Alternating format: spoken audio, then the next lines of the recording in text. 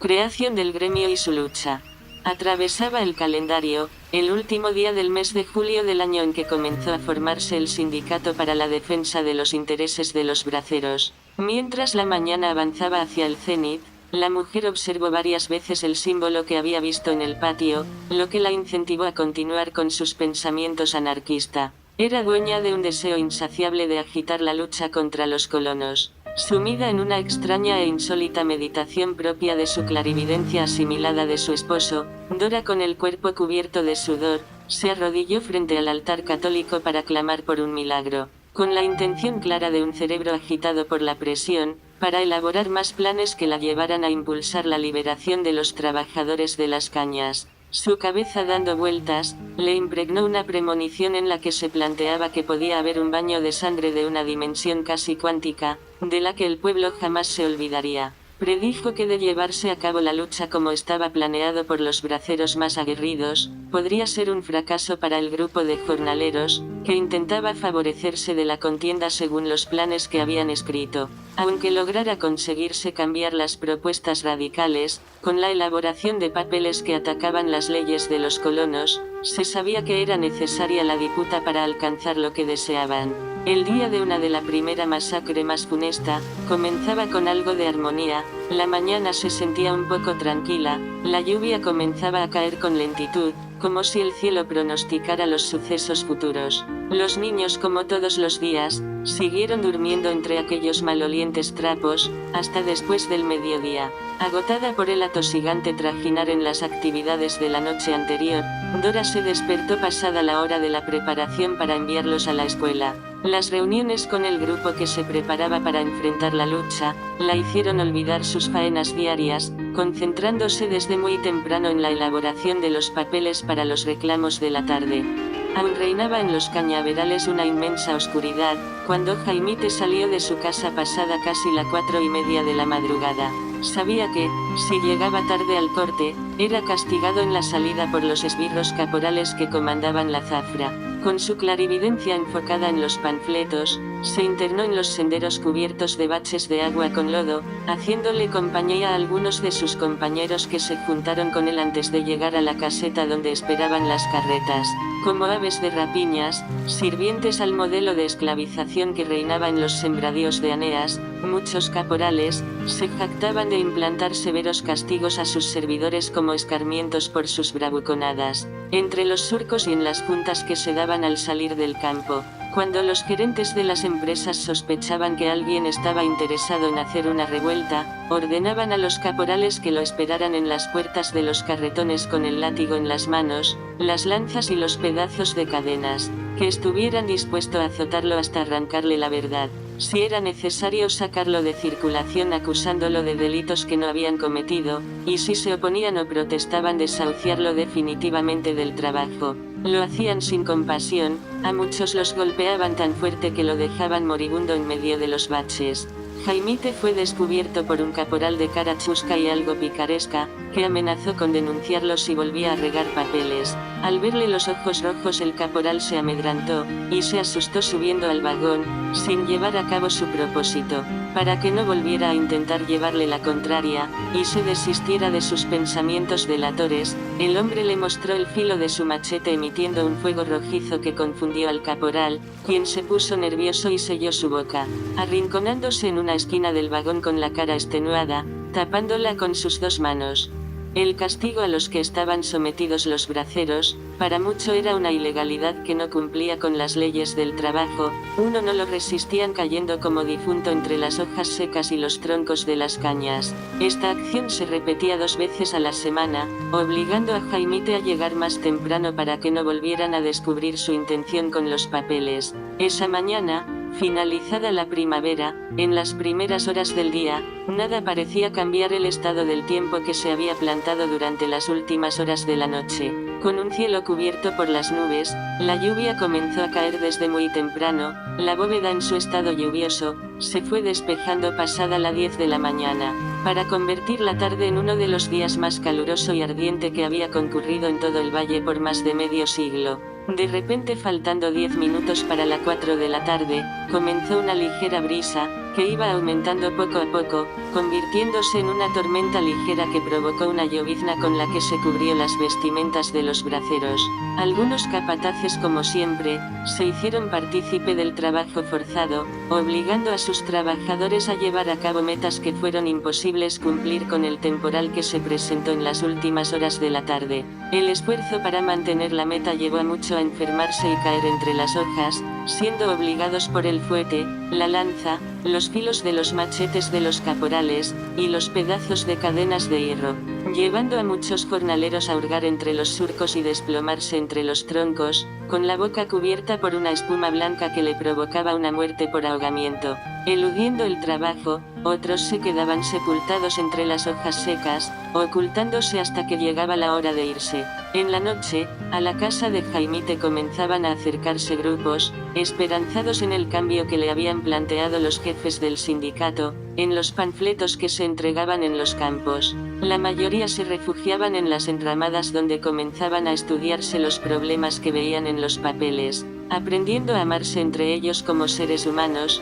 comenzaron a fomentar la unidad, alimentando de esa manera un odio rampante hacia los jefes temporales, que desató en una pequeña guerra de 2 días. Todos estos ataques provocaron aumentar la rabia, en los braceros más jóvenes, que tenían el deseo de vivir cada día mejor, y dejar de ser considerados máquinas de producción para los colonos que impartían órdenes desde la oficina, sin saber cómo eran los campos. Para sentirse autónomo, vivir con libertad, con dignidad, con orgullo de ser hombres libres, humildes y trabajadores, creando con ellos unos sentimientos de lutos, que el tiempo fue convirtiendo en ira y antipatías, haciendo esfuerzo por restablecer el ánimo que habían perdido a través de los años, forjándose sus propias metas. Mientras Dora pensaba en la lucha por la libertad de los jornaleros, las mayorías aspiraban a cambiar su estatus de vida, haciéndose cada vez más fuerte en su sueño de independencia, buscando ganar la disputa que tanto habían soñado,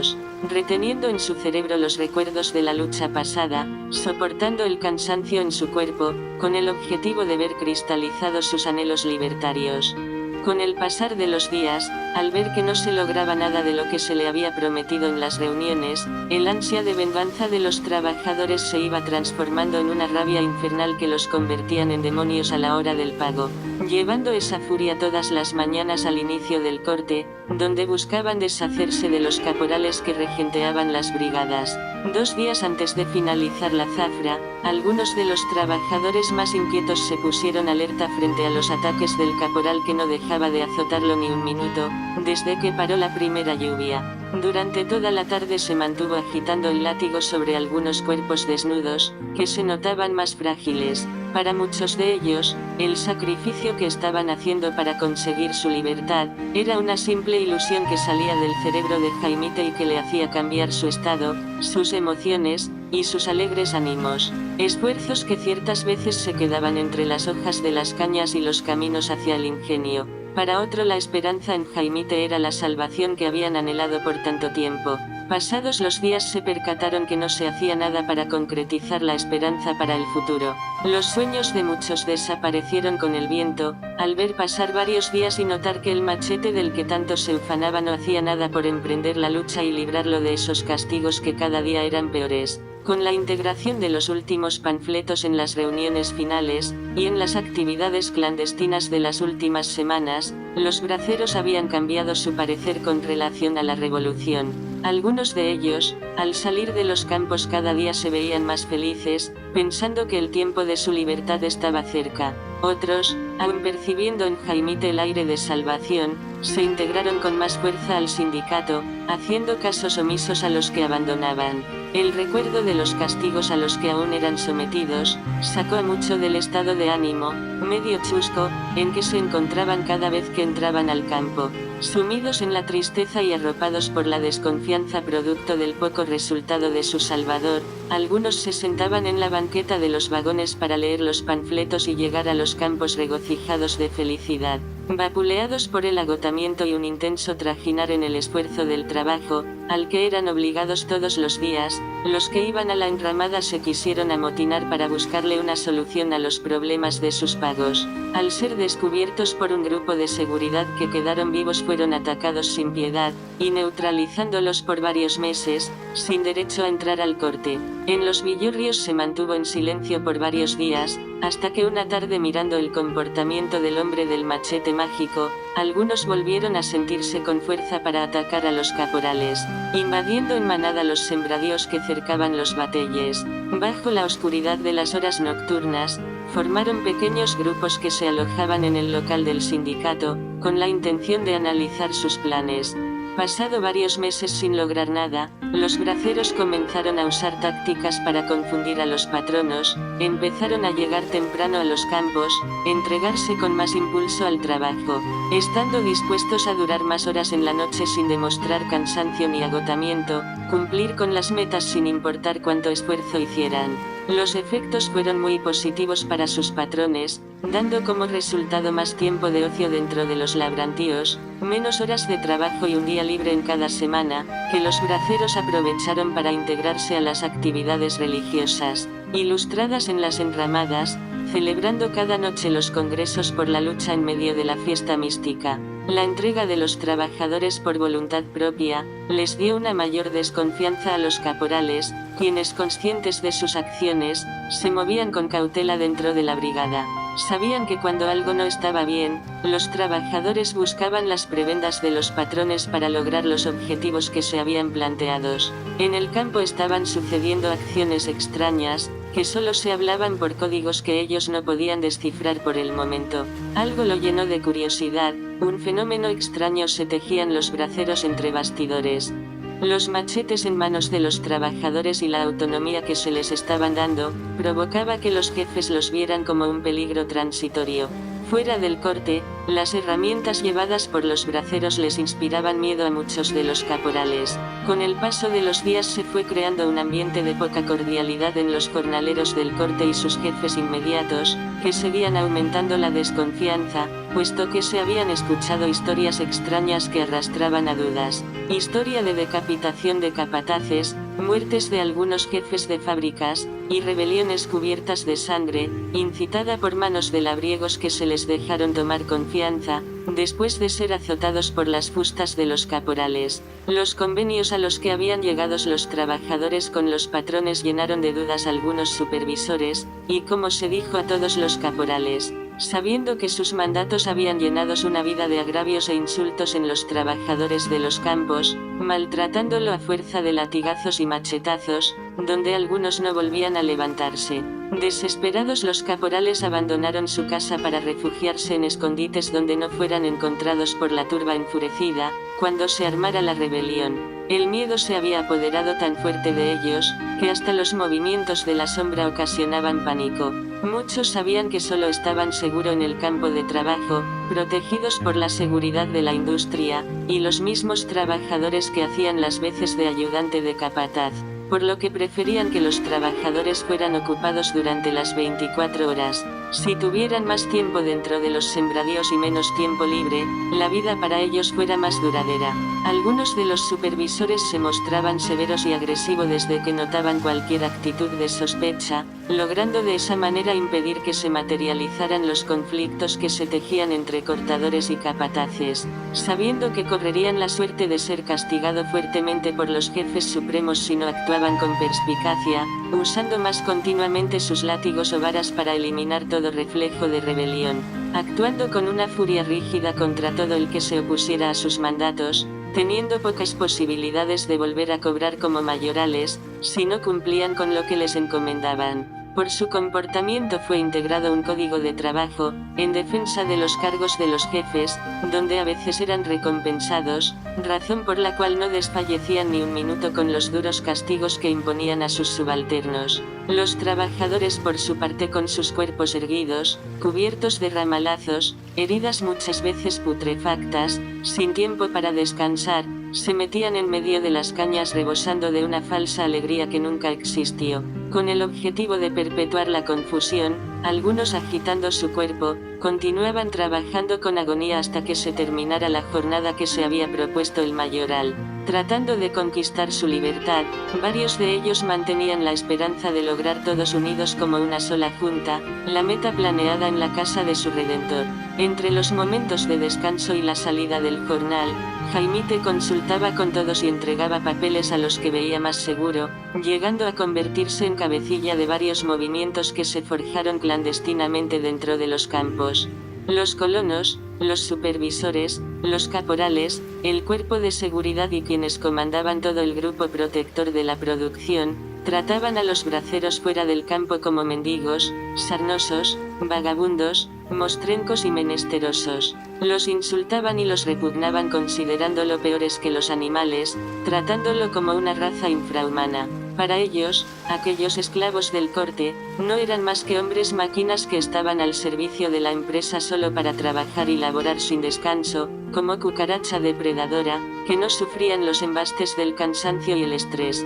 Lo obligaban a trabajar duro para poder mantener ese derecho a vivir en los terrenos de los bateyes, forzándolo a cumplir con la meta a base de golpes de látigos y lanzas sin importar si morían en medio de los baches y los surcos. Arropados por los tallos y atacados por los insectos que pululaban entre las hojas, las ponzoñas y las aguas negras. Para los jefes de brigadas, las horas del cobro eran los momentos en que nadie en los bateyes se atrevía a declarar un intento de rebeldía. Los mayorales que usaban el látigo, el fuete, los machetes y los revólveres a fuerza de terror imponían sus propias reglas, ejerciendo severos castigos que provocaban un miedo infernal a todo aquel que tuviera una falta menor. ¿Cómo anarquizar a los demás? Para ellos nadie en el campo se atrevía a hacer una rebelión, que alterara la tranquilidad de los campos. Uno de los castigos en los que incurrían los caporales, consistían en obligarlos a trabajar hasta tarde de la noche sin reconocerle ese esfuerzo de las horas extras, sin facturarles esas horas de trabajos, y sin darle descanso durante una larga jornada. Otros de los castigos eran, atarlos y dejarle en medio del campo bajo un radiante y ardiente sol, azotado por los bichos y las abejas mortales que rondaban entre los pendones. En la mayoría de los casos, dejaban cesante por varios días a todo el que tuviera junto al que se rebelara, sin poder cobrar lo requerido para cubrir las necesidades de la familia durante esa semana. Más castigos eran, si se cometían faltas graves, los oficiales al mando de la seguridad se encargaban de separarlo del grupo, y en algunos casos desaparecerlo de la tierra sin dejar rastro. Casi nunca el que era separado, volvía a saberse de él, notificándoles a los familiares que habían sido trasladados a otros bateyes retirado de la región, donde la zafra nunca terminaba. Los mayorales no tenían compasión por sus semejantes, ni tampoco tenían piedad por sus propias castas. Las madres de algunos de ellos trabajaban sin descanso en sus brigadas, ataviadas en cochinas y maltrechas vestimentas, sucias y harapientas, estrafalarias y llenas de agujeros, enredándose entre las ramas de las gramíneas, cayendo en el agua negra de los canales, desmayándose entre los tallos por el exceso de trabajo que les asignaban, provocándole muchas veces enfermedades que las dejaban postrada en una cama por el resto de sus días, o a veces llevándola hasta la muerte. En el transcurrir del tiempo, en muchos de los casos, las espaldas de los trabajadores aventadas por los insectos, las ponzoñas, bactracios y sanguijuela, eran atacadas sin remordimiento, al ser expuesta al ardiente sol, donde se chamuscaban de igual forma que las hojas secas de las cañas, produciéndole llagas que poco a poco iban acabando con su vida, mientras los caporales con su sonrisa burlona los observaban desvanecerse entre el lodo dorado, peleando con el prurito. Cuando alguien moría entre el agua de los canales, su cuerpo ennegrecido se le notaba lleno de rasgaduras y forúnculos, producidos por unas extrañas enfermedades que nadie podía explicar. Teniendo como armas el machete, el látigo o la estaca, los mayorales eran ciegos y sordos ante las quejas de los demás. Cuando estaban en el campo de trabajo, no conocían a nadie y no controlaban sus emociones sentimentales. Su función era cumplir con su meta para complacer a los jefes, manteniendo las buenas relaciones con los dueños de las empresas, que cada día les exigían más esfuerzos a los trabajadores, usando métodos sanguinarios, que le consentía a los capataces convertirse en sicarios de su propio destino. Muchos de ellos, sin percatarse de sus fallos, se enorgullecían tanto acariciando el don de jefe, que cuando cometían errores eran juzgados con sus propios métodos, teniendo que abandonar el campo, bajo la mirada de sus propios atacados. Las brigadas que no cumplieran las metas que les habían prometido a los jefes, estaban expuestas a pasar por un litigio, que los sacaba del campo por varios días y el jefe castigado por sus superiores. Para muchos de los braceros, la manera de transportarse a diario era una de su mayor preocupación. Llegar cada mañana con el mismo cansancio del día anterior, con sus ropas igual de sucia y en algunos casos hasta sin haber comido nada. Su contacto con los tallos era un encuentro con el averno. La ausencia de fuerza en su cuerpo producto de la mala alimentación, provocaba el bajo rendimiento en el corte, por lo que eran observados por los caporales desde que llegaban a los carretones. Atrapar las máquinas, montarse en ellas y llegar a los labrantíos de gramíneas antes de que se asomaran los primeros síntomas del amanecer, para muchos de los braceros era el destino frustrante de todos los días. Algunos tenían que correr a una velocidad casi incansable, por los estrechos caminos cubiertos de lodos, raíces y arbustos, para ser parte de ese grupo de privilegiados que tenían la oportunidad de conseguir entrar al jornal del día.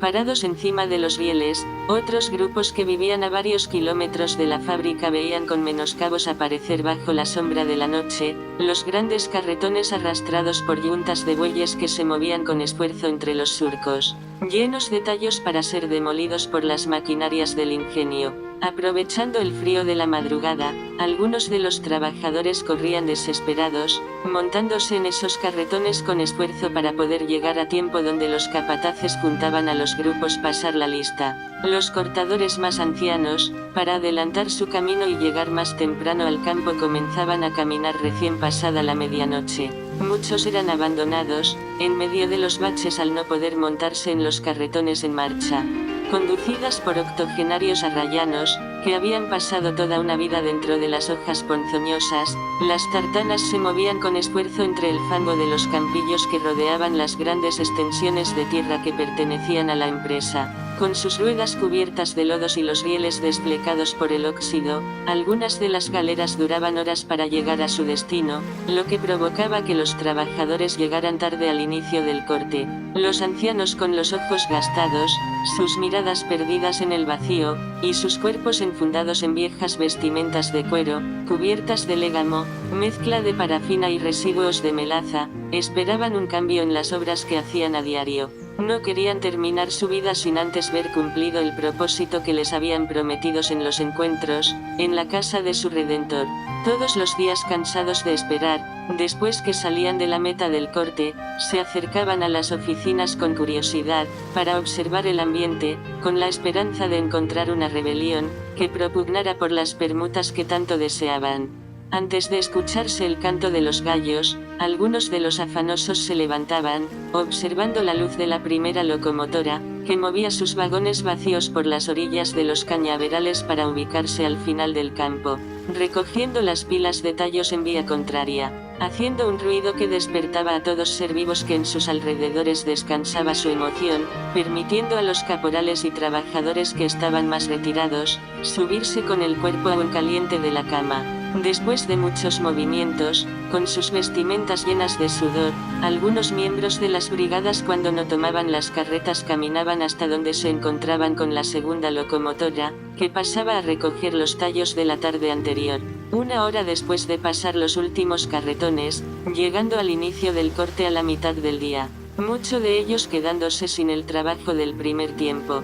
Bajo el sol reluciente que llegaba a la colina, el valle parecía vivir otra vida, los árboles se movían como si tuvieran vida. Era el segundo martes del mes de septiembre, víspera de inicio de otoño, con la llanura que parecía ser bendecida por las gracias de Dios. Todo el cañaveral había amanecido reverdecido y lleno de flores, emitiendo un polen que sellaba los surcos casi cubiertos de agua. De repente se notaron unos rayos de colores que bañaban toda la sabana, con las luces del arco iris. Después de acostarse la noche del lunes, al finalizar la primera novena a San Miguel Arcángel, Jaimite comenzó a sentir un hormiguero que no lo dejaba dormir. Su cuerpo comenzó a sudar y a hacer unos rebullones que no podía controlar. Dando vueltas en la cama despertó, observando a su lado los panfletos que había escrito para convocar a las personas la noche anterior.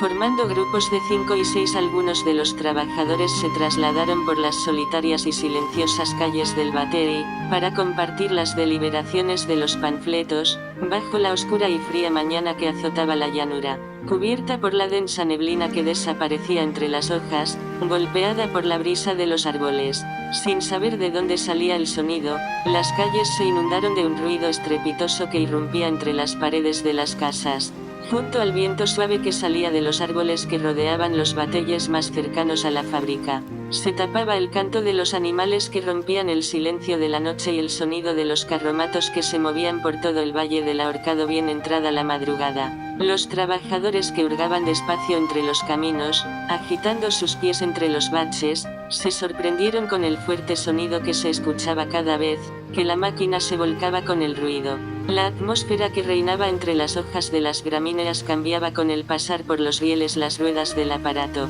La máquina que hacía el alboroto, la nueva locomotora adquirida por la empresa para activar bien temprano los vagones de la fábrica, se movía como reptil electromecánico, tratando de imponer con su escándalo el dominio en todo el litoral, opacando los demás aparatos que se movían entre las callejuelas con insignificante sonido en sus rieles. Aquella horrible resonancia se escuchaba a varios kilómetros de distancia, despertando a todo ser vivo que se encontraba entre un radio de varias millas a lo largo del valle. Los braceros que vivían en los batelles de Cancán, Montenegro, Masipedro, Caguey, Boca Ratón y Boca Chula, se sorprendieron con el sonido de ese artefacto ruidoso, irrumpiendo entre las casas más cercanas, de una manera jamás escuchada. Los braceros habitantes de los batelles que rodeaban la fábrica, para esperar los aparatos, construyeron con las ramas de los arbustos alrededor de las callejuelas por donde pasaban los rieles, pequeñas casetas que les sirvieron de refugio mientras llegaban sus monturas. Esa noche muchas de las casetas cayeron al sentir la vibración por el sonido del nuevo aparato. A partir del primer día del inquebrantable ruido, los poblados que rodeaban el ingenio no volvieron a tener tranquilidad durante la madrugada. Sufrían el despertar violento cada mañana por el grito de la chimenea de la fábrica y el sonido inicuo de esa locomotora. Asediados por los silbidos forzados, los capataces, la seguridad y los supervisores, atacaban con furia a los jornaleros para que llegaran a tiempo y poder cumplir la meta planteada. Algunos de los supervisores se vieron obligados a visitar el médico cada 2 días. Con el murmullo del ambiente y el canturreo de la máquina, el corte se volvía un infierno. Como sumido por un narcótico, los trabajadores se movían con parsimonia tapando sus oídos, sintiendo la brisa fría del amanecer atacarlos como ínfulas, helando sus piernas y sus brazos. Desde el día en que apareció el ruido de la locomotora todos se habían retardados un poco, teniendo que cambiar el horario de labor. Para los habitantes que esperaban con lisonjas placenteras el cambio del tiempo, sus cuerpos dominados por el insomnio, el agotamiento y la pereza de la mañana eran arropados por un sudor caliente que mojaba sus vestimentas desde antes de salir el sol. El optimismo en el cerebro de muchos de ellos se desvanecía desde que comenzaban a trabajar. La niebla arrastrada por la brisa desaparecía entre las hojas, perdiendo algunas idoneidades que hacían el ambiente mucho más fuerte, tensionando los cuerpos que ya se sentían vulnerables al calor y a los nervios. El ruido del aparato cada 2 minutos se hacía mayor, obligándolo a realizar reuniones clandestinas con el jefe de la cofradía, una vez a la semana, con la intención de buscarle solución a ese problema. En la mayoría de las viviendas, los jefes de las casas y los hijos mayores salían bajo la oscuridad, a emprender los caminos hacia la jornada atacados por el viento frío y las gotas de rocío que mojaba sus pies. Recorriendo los largos senderos desde la casa hasta el lugar del corte, llegaban titiritando los dientes, con los machetes a punto de caer entre el lodo al no poder sostenerlo, y los pies temblando como si estuvieran turulecos. Muchos de los obreros con el cuerpo sudado, se dejaban caer entre los baches, obligado a levantarse por el látigo y el fuete. Antes de entrar a los surcos, algunos esperaban el primer pito de los caporales, bajo la sombra de la aurora para dar el primer choque del machete con los troncos. Justamente después del primer grito, detrás de la montaña empezaba a notarse los síntomas del amanecer. Los braceros que vivían cerca del lugar del corte, silenciosamente se movían protegiéndose de los militares que rondaban entre los caminos de las cañas,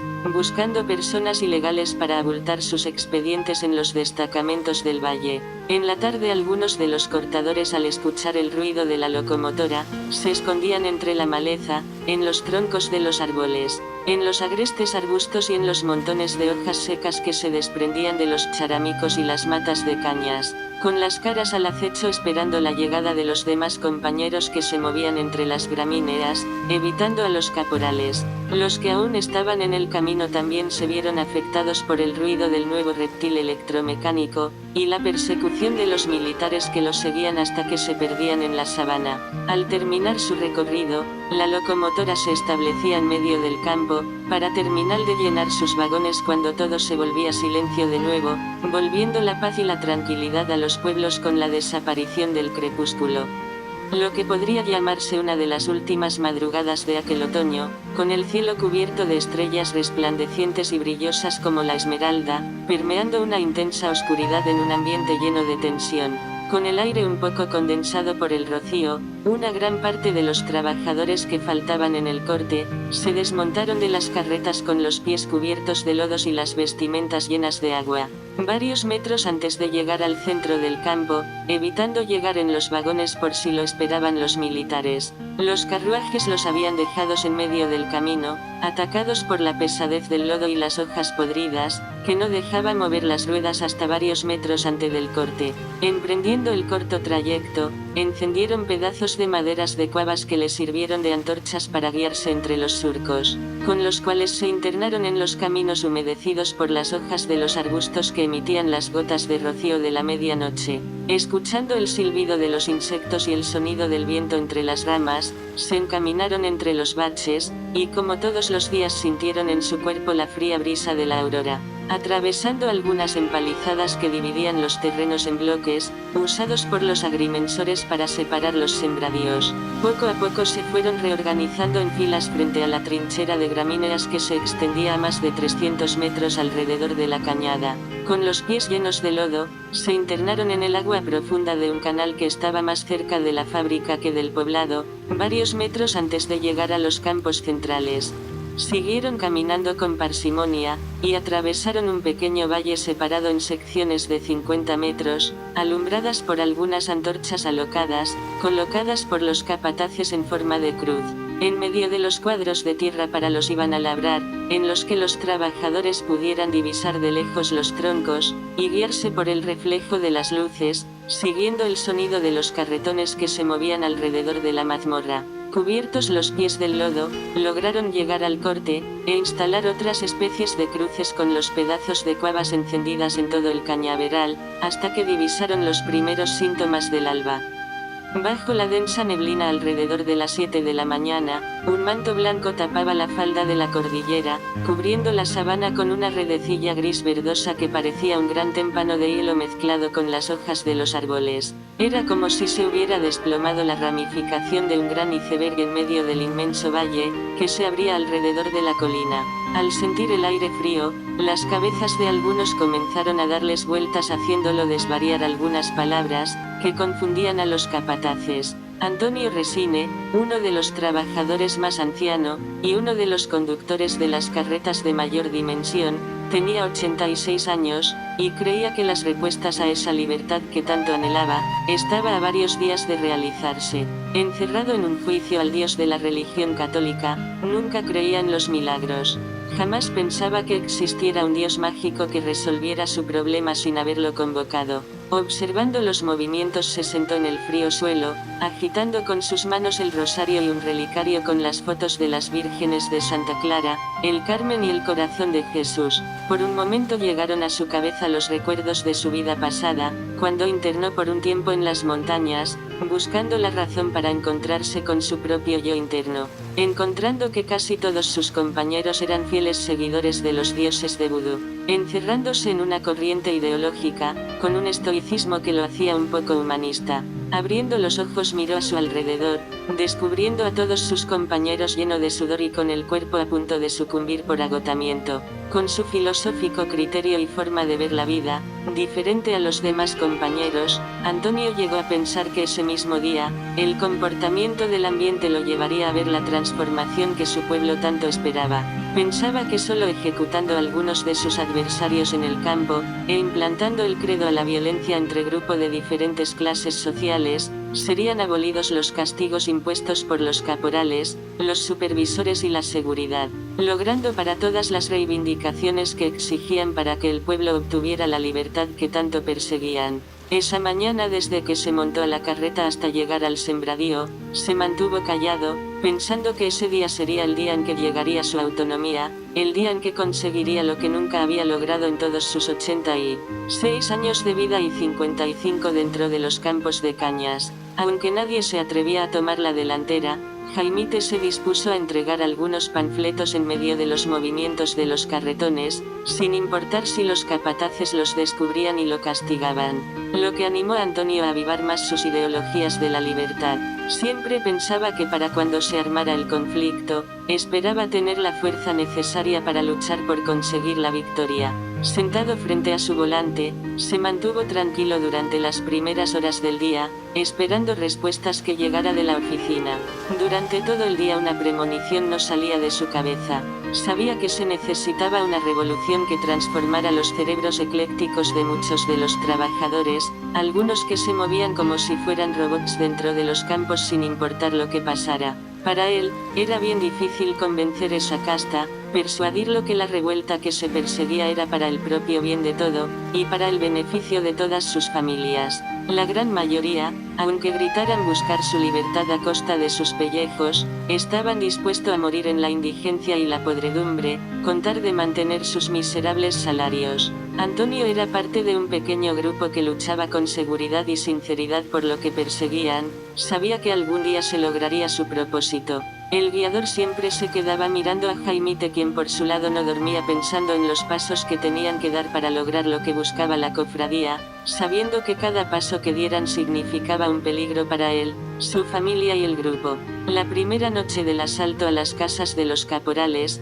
Jaimite no estaba seguro de quienes los apoyarían y quienes los traicionarían, pero sí conocía a la mayoría de los que luchaban con sinceridad. Antonio era uno de ellos, aunque más adelante resultara sospechosos de traición, por el comportamiento de sus hijos. Por los movimientos a partir de las 2 de la tarde la idea de Antonio Resines se vio frustrada, lo que provocó que se desanimara al ver que su pueblo no se rebelaba en contra de la esclavitud esa noche. El frustrado plan, elaborado la noche anterior en la reunión, no tuvo éxito. Jaimite no hizo nada para agitar la lucha, dejando que cada persona decidiera por su misma cuenta cómo se iba a comenzar a pelear con grupos tan poderosos como los colonos. Había que hacerles saber a los superiores que estaban inconforme con los malos tratos que les daban los mismos lacayos, jefes de brigadas, y los caporales. Había que enseñarles que eran seres humanos que sentían, que soñaban con su libertad, y con un salario eficiente que le diera para sustentar su familia como manda la ley, como seres humanos, como gentes de carne y huesos. Les indicarían que estarían dispuestos a trabajar con tal de que se respetaran sus derechos, y la adhesión a sus actos religiosos y la creencia en sus santos. A la hora de plantearles estos planes a la directiva, Jaimite se dio cuenta que aún no era tiempo de mostrar estos reclamos, hasta que todos los que intervenían en la disputa no estuvieran de acuerdo. Tenían que saber cuál era la razón de sus exigencias. Un gran porcentaje de los miembros de las cofradías, devotos de la religión vudú, vetaban a los lacayos que eran miembros de sus familias, por la espera del milagro de sus santos. Las fiestas, las celebraciones en la enramada, las reuniones clandestinas y los reclamos a sus dioses, atormentaban a la mayoría de los caporales que eran devotos del catolicismo. Sin provocar ruido, por varias semanas se mantuvieron haciendo las actividades secretas para despistar a los caporales de la intención de unirse como un solo organismo. Al momento de hacer los reclamos, el grupo se dio cuenta que tenía que mantenerse unido, continuando con las reuniones clandestinas en lugares donde no se pudiera filtrar informaciones a los mayorales, hasta no llegar la oportunidad de plantearles las inquietudes y los reclamos a los administrativos de las oficinas superiores. En su cuestionamiento como grupo, necesitaban personas que se manejaran con inteligencia, con ingeniosas ideas revolucionarias, ideas premeditadas, personas que trabajaran con un talento de serenidad y sosiego único, para que no se asumiera como rebelión la trama planeada entre las matas de cañas y las fiestas de la cofradía. Jaimite y Dora sabían que podía ser peligroso tomar esta decisión, tenían que actuar con acciones clandestinas que fueran específicas, concretas, precisas, secretas y algo vanguardistas. Tenían que crear métodos de operaciones para que todos entendieran la razón de la revuelta, formando grupos solo para conquistar la libertad,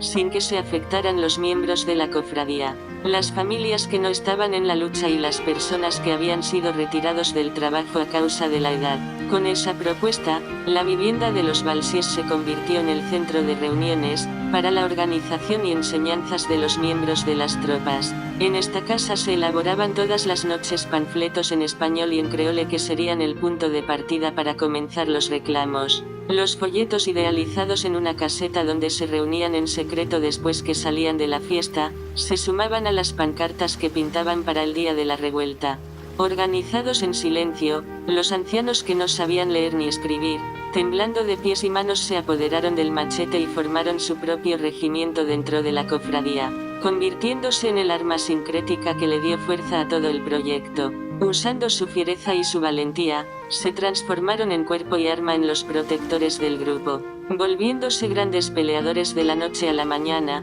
para resguardar la ideología revolucionaria surgida en el seno del sindicato. En ellos se pregonaba por las calles como congojas que arrastraba el viento frío de la mañana. Los peleadores practicaban todos los días su defensa personal, poniendo en manifiesto los años de experiencia en el corte y en las reuniones de los domingos en la enramada, fortaleciéndose irreversiblemente, cristalizándose como los agentes veteranos del cuerpo de seguridad. La caterva, reunida en la clandestinidad, se fue desarrollando en secreto, revolucionando la gran corriente sindical que pretendía mantener la lucha con la casta cabecera de la empresa, diagramando en sus cúpulas, con su mente en el aire, el organigrama productivo de la industria por muchos años. El grupo de jornaleros utilizaban para ganar confianza y moverse por los campos, la voz del sindicato, exhibiendo su ansia de libertad, las diatribas que habían conseguido con los caporales por su rebeldía al horario de trabajo, sabiendo que luchaban por el bien de ellos y de los que llegarían después de ellos, utilizando el machete para defenderse y azotar a los jefes que llegaran al campo con la intención de imponer severos castigos entre los baches y las hojas de las gramíneas. Sin que los caporales se dieran cuenta, en las ramas del sindicato se alojaban el 80% de los trabajadores, que laboraban para los colonos, tanto en el campo como en las oficinas. Los primeros días del trabajo, organizados por el gremio, Jaimite no podía conciliar el sueño. Durante la noche se mantenía dando vueltas en la cama, pensando cómo sería la primera propuesta al lanzamiento de la organización. Todas las tardes después de salir de la jornada comenzaba a visitar casa por casa a todo el que aceptara ser cabeza de grupo, miembro principal de alguna comisión o simple participante solo con voz y sin voto. Caminaba de puerta en puerta llegando a la suya pasada la 9 de la noche con su cuerpo golpeado por un cansancio y la fatiga, con las ropas empapadas en sudor, ardiendo por la resina de las ponzoñas, su cerebro agotado y su cabeza en distorsión terminó dando vueltas en la empalizada, divariando por la cantidad de panfletos regados, y el caliente de la resina que se pegaba a sus ropas. El agotamiento se fue apoderando de él, y a veces con el machete en las manos se dormía entre las cañas, sin que los caporales se dieran cuenta que no se reportaba al cierre, unas hazañas que nadie había realizado en todo el tiempo de creación de la industria. Bajo el sufrimiento del insomnio haciendo esfuerzo por el trabajo dentro de los campos, pasaron varios periodos que reformularon el esfuerzo en las horas nocturnales, el tiempo y las acciones que iban dejando atrás para emprender la lucha, albergándose en el hombre del machete mágico un estado de nerviosismo que lo iba sacando de su temple normativo, y lo transportaba a la búsqueda de una ayuda fetiche para controlar los nervios, corrigiendo algunos cambios en su estado emocional, atrapado en lo más profundo de la noche, por el fenómeno sobrenatural que atacaba su organismo, se refugiaba en el altar, buscando esbozar una falsa felicidad que se reflejaba en su cara cuando llegaba frente al corte. La mayoría de los trabajadores que lo acompañaban en su jornada, también se notaban felices, sin entender la verdadera razón de esa euforia. Querían comprender si en realidad el día de la ansiada libertad se estaba acercando. La quinta noche, abandonado por las mesnadas de compañeros, que decían seguir sus pasos en la disputa, acompañándolo a todos los lugares, en un momento de silencio caminó solo por los caminos de los villorrios, escuchando el silbar de los grillos y el silabeo de la brisa entre las cañas. Había caminado durante 5 horas tratando de conquistar el mayor número posible de acompañantes en las reuniones, sin importar si eran trabajadores del campo o de la oficina. Cuando sabía que el cambio estaba cerca, se vio precisado a dejar las visitas a las casas de los principales dirigentes del gremio, para dedicarse a organizar las comisiones que habían formados para diferentes funciones y los comités de defensa, que harían sus acciones en el momento necesario. Sumidos en una inestabilidad, por los efectos somníferos que provocaba el aire infectado, por la resina de la caña. Una noche se detuvo en el patio de una enramada frente a una ermita a venerar a loases y deidades y a recordar las celebraciones que se realizaban cada noche en el local. Continuando con sus visitas, por un camino trillado, varias horas más tarde, concentrándose en las casitas aisladas que se encontraban en las grandes extensiones de gramíneas, donde se notaban en la redecilla blanca del cielo, las caras pálidas de sus amigos. Agitando su cuerpo entre el aire frío y los baches del camino, movía sus pies sobre la grama para no quedar sepultado por el lodo. Al llegar a su casa se sentó junto a su mujer, mirándola fijo a la cara, tratando de buscar en su cara la ayuda en una persona de su entera confianza. Alcohol le indicara cuáles serían sus faltas si fracasaban sus planes y cuáles si no llegaba a cumplirse lo perseguido. La incitó a analizar algunas facultades que le podían interesar a los grupos, de ganar la victoria y convertirse en líder del movimiento en los pueblos cañeros, a donde irían a parar sus cánones. Sabiendo que él había fundado y concebido la estructura y el organigrama de la Junta, a la que le había dedicado todo su tiempo, para consagrarse a estudiar las posibilidades de atacar a las empresas, con el objetivo de conseguir el pago que le correspondía a cada trabajador. Tenía que seguir noches enteras sin dormir, para lograr con personas de entera confianza que todo se afianzara entre las paredes de su casa y las hojas de las cañas, por lo que era necesario conocer a todos los cabecillas en las diferentes tropas, con la intención de que no se descubrieran el complot y fracasara la trama antes de llegar a su lanzamiento. Aprovechando esas horas sin dormir, para revisar los libros que había llevado su esposa, desde los centros bibliotecarios de la ciudad, Jaimite adquirió una oratoria desconocida entre sus gentes, obteniendo un don de convencimiento que podía ser envidiables entre los grandes predicadores del mundo. Con una fuente diáfana, clara y concisa en su filantropía, consiguió conquistar a las mayorías de los obreros de su brigada y de otras brigadas, en menos de un mes, agitándolo a unirse al grupo para lograr lo perseguido en menos tiempos, sabiendo que el triunfo se lograba si se conseguía la unidad de todos los trabajadores de la industria a nivel nacional. Con su objetivo claro se movía por la calle con temor de ser delatado por algunos de sus seguidores. La intención de la lucha se detuvo por 2 días, mientras el hombre del machete desapareció entre las montañas, para buscar la ayuda de una anciana hechicera, que le revelara los resultados de la disputa. La espera del grupo provocó la desvinculación de muchos de sus dirigentes, y acercamiento de algunos caporales y supervisores que llegaron con el objetivo de escudriñar en las celebraciones extraños movimientos que la mayoría de los jornaleros no llegaron a comprender de qué se trataba. Toda esa componenda llevó a desvirtuar algunas ramas del grupo que se asustaron con la demora de arrancar con lo planeado. Por esos 2 días perdido en la montaña, Jaimite se dedicó a estudiar fenómenos sobrenaturales durante la mañana y en la tarde revisaba punto por punto la visita a altares de amiguchos agoreros, aspirantes a dioses paganos, loases de vudú, reinas sin corona de las deidades que abundan en la santería mágico-religiosa del Rara.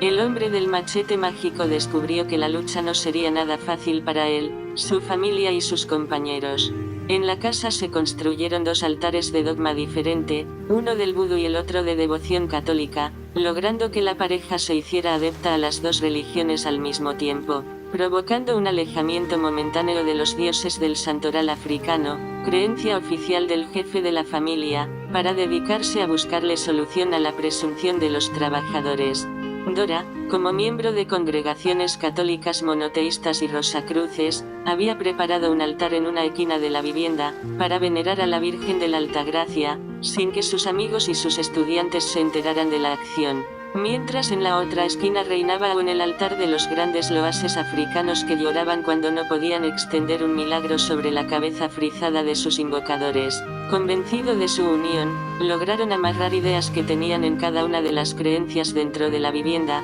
lo que cambiaría la propuesta de la separación de la familia, de continuar sin diferencia. Cuando ambos se dieron cuenta que la fuerza del amor era la reina del ambiente en cada uno de los rincones de su casa, pensaban cada vez más fusionarse como un solo grupo. Uniendo los corazones rodaron por la casa con una enjundia de actuación y pensamientos diferentes en cuanto a la creencia, pero siguiendo un mismo norte.